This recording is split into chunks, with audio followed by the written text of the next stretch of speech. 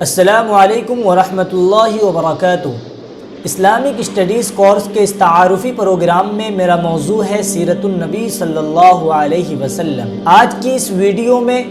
آپ کے سامنے میں سیرت النبی صلی اللہ علیہ وسلم کا تعارف پیش کروں گا۔ اس کورس کو پڑھانے کا طریقہ یہ ہے کہ رسول اللہ صلی اللہ علیہ وسلم کی حیات طیبہ کو شروع کرنے سے قبل آیا جزیرہ نما عرب کسے کہتے ہیں، اس کا تاریخی و جغرافیائی پس منظر کیا ہے، اس کو نقشوں کی مدد سے سمجھایا جاتا ہے۔ اسی طرح جزیرہ نما عرب کی قوموں، حکومتوں، سلطنتوں اور قبائلی نظام کو مختصراً بیان کیا جاتا ہے۔ اسی طرح عربوں کے سیاسی، سماجی، معاشی اور مذہبی حالات کیا تھے اور کون کون سے مشرکانہ رسوم ان میں پائے جاتے تھے، اس کا مختصر تجزیہ پیش کیا جاتا ہے۔ اسی طرح اصل عرب کون ہے، اس کی کتنی قسمیں ہیں، عرب میں مسلمان، یہودی، عیسائی کب اور کیسے آئے، عرب میں بت پرستی کا آغاز کیسے ہوا، عربوں میں ایسی کون کون سی خوبیاں پائی جاتی تھیں جو ان کو دیگر قبائل اور قوموں سے ممتاز کرتی تھیں، اور وہ کون سی برائیاں ان میں پائی جاتی تھیں جس کی بیخکنی کے لیے سرزمین عرب میں محمد صلی اللہ علیہ وسلم کو رسول بنا کر مبعوث کیا گیا۔ مذکورہ تمام چیزوں کو طلباء کے سامنے آسان اور سلیس انداز میں سمجھایا جاتا ہے۔ ناظرین،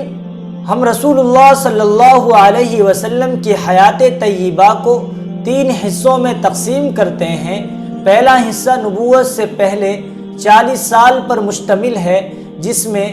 آپ صلی اللہ علیہ وسلم کا شجرہ نسب، ولادت با سعادت، رضاعت، طفولیت، کفالت، تجارت، حرب الفجار سے دوری،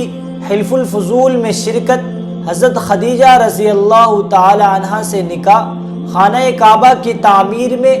آپ صلی اللہ علیہ وسلم کا تاریخی کردار، آپ کی نبوت و رسالت کے بارے میں علماء اہل کتاب کی گواہی وغیرہ کو تفصیلاً بیان کیا جاتا ہے۔ ناظرین، اس پوری 40 سالہ زندگی کو سمجھنے کے لیے بخاری شریف کی ایک حدیث سن لیں، پورا نقشہ ذہن نشیں ہو جائے گا۔ جب غار حرا میں پہلی وحی آئی تو گھر آ کر حضرت خدیجہ رضی اللہ تعالی عنہا سے کہتے ہیں کہ اے خدیجہ، لقد خشیت علی نفسی، مجھے اپنے بارے میں ڈر لگ رہا ہے کہ آیا کوئی بڑی ذمہ داری ملنے والی ہے۔ تو حضرت خدیجہ رضی اللہ تعالی عنہا کہتی ہیں کہ اے مصطفیٰ، آپ کو گھبرانے کی ضرورت نہیں، اللہ آپ کو کبھی رسوا نہیں کرے گا۔ کیوں؟ اس لیے کہ آپ لوگوں کے ساتھ صلہ رحمی کرتے ہیں، لوگوں کا بوجھ اٹھاتے ہیں، یتیموں بیواؤں کا سہارا بنتے ہیں، ضرورت مندوں کی ضرورت پوری کرتے ہیں، آسمانی اور زمینی آفتوں میں مخلوق خدا کی مدد کرتے ہیں، وغیرہ وغیرہ۔ ناظرین، رسول اللہ صلی اللہ علیہ وسلم کی حیات طیبہ کا دوسرا پہلو مکی زندگی ہے، جو 13 سالوں پر مشتمل ہے۔ اس میں شروع کے 3 سال خفیہ دعوت و تبلیغ پر مبنی ہیں، جس میں ہم بتاتے ہیں کہ وحی کسے کہتے ہیں، اس کی کتنی شکلیں ہیں، وحی کے دوران آپ صلی اللہ علیہ وسلم کی کیفیات کیا ہوتی تھیں، اس دوران کتنے لوگوں نے اسلام قبول کیا، اولین اسلام قبول کرنے والے کون لوگ ہیں، خفیہ دعوت و تبلیغ کی حکمت عملی کیا تھی، اور جو لوگ اسلام قبول کیے ان کی تعلیم و تربیت کا کیا انتظام فرمایا گیا، ان تمام باتوں کو تفصیلاً سمجھایا جاتا ہے۔ 3 سال بعد جب آپ کو اعلانیہ دعوت کا حکم ہوا اور آپ نے کوہ صفا پر چڑھ کر اعلان کیا کہ اے لوگو، ایک اللہ کی عبادت کرو تو کامیاب ہو جاؤ گے، یہ سن کر مشرکین مکہ آپ کی مخالفت پر اتر آئے اور تبلیغ اسلام سے روکنے کے لیے طرح طرح کے حربے آزمانے لگے۔ مثلا آپ کا مذاق اڑایا جانے لگا، آپ کی حمایت کرنے والوں پر دباؤ بنایا گیا، آپ کے خلاف پروپیگنڈا کیا جانے لگا، کمپرومائز کی کوشش کی گئی، دنیاوی پیشکش کی گئی، فضول مطالبات رکھے گئے، قرآن سننے سے لوگوں کو روکا گیا، آپ کو جسمانی اذیتیں پہنچائی گئیں۔ اسی پر بس نہیں بلکہ آپ کے ماننے والوں پر تشدد کیا جانے لگا۔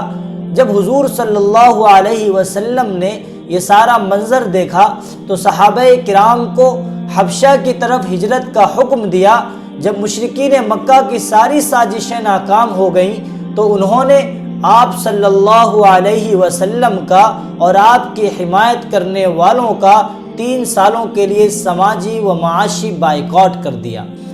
جب مکہ والوں نے آپ کی بات نہ مانی، پھر آپ صلی اللہ علیہ وسلم نے مکہ سے باہر کے لوگوں پر محنت کرنی شروع کی۔ اسی مقصد کے پیش نظر آپ طائف تشریف لے گئے۔ وہاں کیا واقعات پیش آئے، اسراء و معراج کی سیر کیوں کرائی گئی، حج کے موقع پر کن کن قبائل سے آپ کی ملاقات ہوئی، کتنے لوگوں نے اسلام قبول کیا، بیعت عقبہ اولیٰ کیا ہے، بیعت عقبہ ثانیہ کیا ہے، اس میں کتنے لوگ تھے، کیا کیا شرائط طے ہوئی۔ جب اس بیعت کا علم مشرکین مکہ کو ہوا تو انہوں نے اپنے پارلیمنٹ سے آپ کے خلاف کون سا بل پاس کیا۔ جب ان کی سازشوں کا محمد صلی اللہ علیہ وسلم کو علم ہوا تو ہجرت مدینہ کے لیے کیا اسٹریٹجی اپنائی، مذکورہ تمام واقعات اور اس سے حاصل شدہ اسباق کو تفصیلاً بیان کیا جاتا ہے۔ ناظرین، رسول اللہ صلی اللہ علیہ وسلم کی حیات طیبہ کا تیسرا پہلو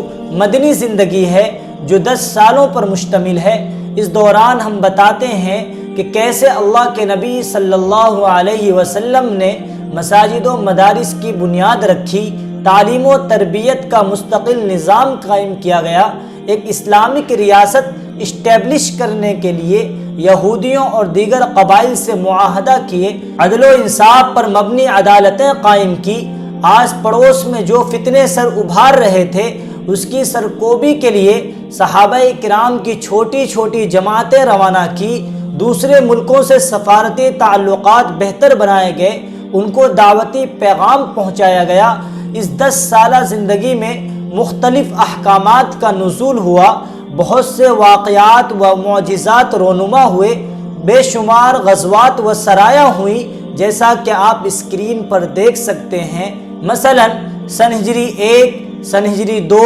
سن ہجری 3، سن ہجری 4، سن ہجری 5، سن ہجری 6، 7 وغیرہ میں پیش کیے گئے تمام احکامات، واقعات، غزوات و سرایا کو تفصیلاً طلباء کے سامنے بیان کیا جاتا ہے۔ ناظرین، اس کورس کو پڑھانے کا طریقہ کار یہ ہے کہ ولادت سے نبوت، نبوت سے ہجرت، ہجرت سے وفات تک کے تمام واقعات و غزوات اور اس سے حاصل شدہ اسباق کو آسان اور سلیس انداز میں PDF کی شکل میں آڈیو ریکارڈ کر کے واٹس ایپ اور ٹیلی گرام گروپ میں طلباء کی آسانی کے لیے بھیجا جاتا ہے۔ اسی طرح جزیرہ نمائے عرب اور اس کے اہم مقامات، خواہ وہ عرب کے بازار ہو یا پہاڑ، کوئی شہر ہو یا بستی، جیسے مکہ،